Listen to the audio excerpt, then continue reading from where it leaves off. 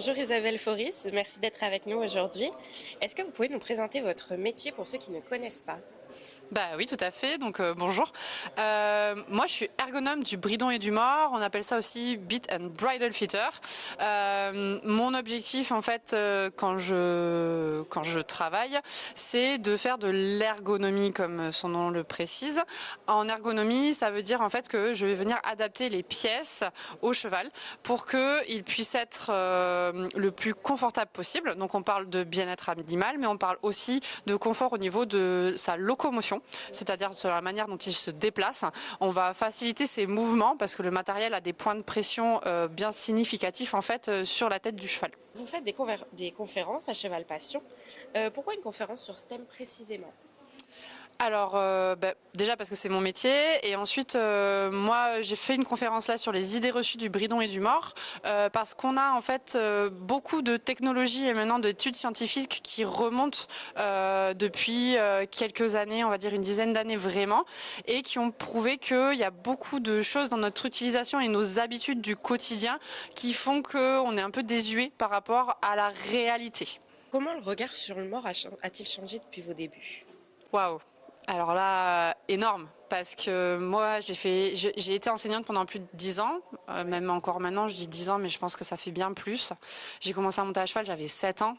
Donc moi j'ai appris avec un monsieur qui venait du Cadre Noir, voilà, c'était vraiment, j'ai appris avec l'école militaire, enfin on vient de loin quoi, au niveau de l'utilisation. Et quand j'ai commencé à vouloir me former, en fait j'ai découvert le beat fitting parce que un de mes chevaux en fait avait des soucis, et malgré que j'ai une structure équestre à l'époque et que du coup j'ai essayé tout le matériel que j'avais en ma possession, qui est du coup assez conséquent, d'accord, je trouvais pas de solution.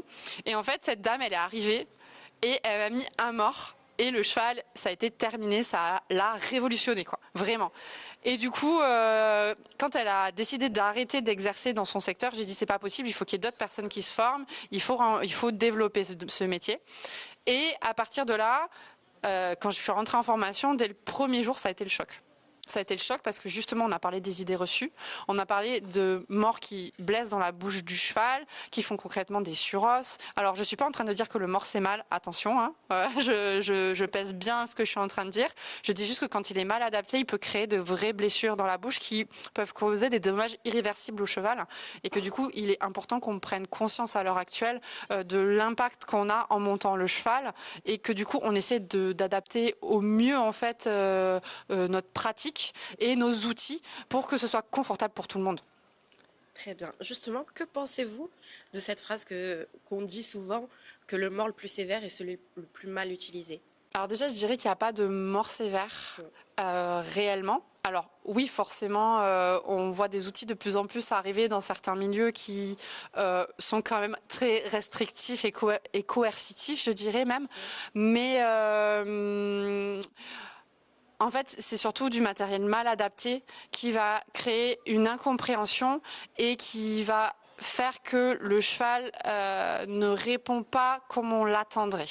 Si on lui met du matériel qui est adapté, que ce soit un mort entre guillemets dur ou pas, comme on l'entendrait dans le milieu du cheval, s'il est adapté, on n'aura pas besoin de grosses actions pour avoir une réponse claire, et le cheval le fera dans le partenariat parce que il ne ressent pas de douleur à l'action de celui-ci en fait. Est-ce que vous voyez une évolution chez les fabricants au niveau du mort? Petit sourire. Alors le souci qu'on a, c'est que oui, il y a des évolutions, mais pas sur le marché public. C'est-à-dire que dans toutes les grandes enseignes et toutes les mêmes selleries qu'on rencontre, les morts que moi j'utilise en fait dans mes affaires ne sont pas représentés. Donc on a des grandes marques qui fonctionnent très très bien et qui sont géniales en fait pour l'ergonomie du cheval et pour leur confort, parce que dans leur conception, elles sont réfléchies de manière à être sans aucun danger. Par exemple, simplement, toutes les articulations des morts, souvent dans des morts bas de gamme, ne sont pas biseautées et sont tranchantes et vont créer des blessures, ce qu'on rencontre pas chez d'autres marques un peu plus qui vont travailler un petit peu plus en fait l'ergonomie de leur bridon. Pour finir, quel conseil donneriez-vous aux gens qui souhaitent acheter du matériel qui pourrait possiblement être mal adapté, et quelles en seraient les conséquences? Alors ce que je vais conseiller aux gens, c'est de s'informer au maximum, de pas forcément être en adéquation et de se vraiment prendre du recul sur les discours commerciaux en fait, en général, de toutes les marques confondues, parce que forcément, il faut partir du principe que la marque veut vendre son produit, donc elle va forcément vous dire que c'est le meilleur matériel du monde. Sauf que en fait, il n'y a pas de mort magique, il n'y a pas une tétière magique, il n'y a pas un bridon magique. Il y a celui qui est adapté à la morphologie de votre cheval. J'ai un exemple que j'utilise très souvent, que je vais vous dire pour clôturer cette petite interview. C'est que on peut chausser tous du 38, mais on n'a pas la même forme de pied. Et on ne va pas supporter les mêmes chaussures, les mêmes semelles. On marche pas de la même manière. Et en fait, le cheval, c'est le même principe, c'est qu'il a des formes de nuque différentes, des formes à l'intérieur de sa bouche qui sont différentes, plus ou moins de muqueuses, une bouche plus ou moins longue.